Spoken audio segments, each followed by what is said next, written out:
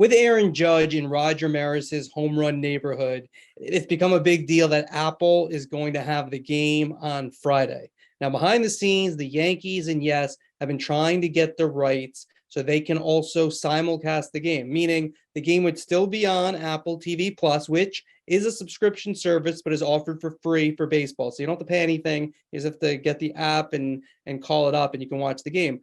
But obviously, a lot of Yankee fans, or most Yankee fans are around here, are accustomed to watching the game on Yes. So the Yankees have really tried hard to be able to get the game simulcast. They'd offered Michael Kay to be part of the Apple production, David Cohn, Paul O'Neill. They'd offered to help with Apple's production if that would be of assistance.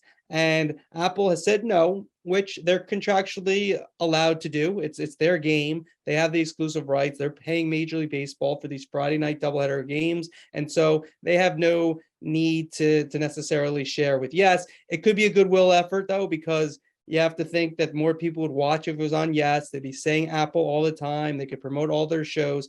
And I do think, although a lot of people do know about this because it's become a hot button issue in the city, there will be some ill will if people can't find the Judge game or miss his first at bat because they're trying to find it on Yes, and then looking at Amazon Prime Video, where games have been this year, and then finally they get to Apple if they can even pull it up, and then some people don't even really know how to do that. So that's one.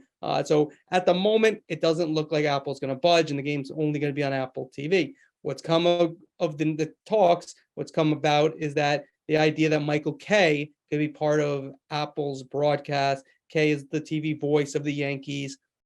He's associated with Judge's calls because he does most of them in terms of these 60-plus home runs.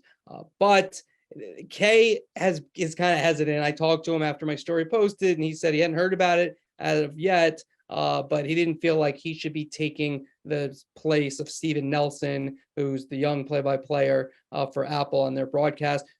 They're scheduled to have Steven Nelson joined by Hunter Pence and Katie Nolan, who's their trio. And so the idea from Major League Baseball and Apple was to put Michael Kay in that booth. So right now it's hazy if that will actually happen or not. And it doesn't look, it's still possible, doesn't look likely at the moment that the game will end up on Yes as well as Apple.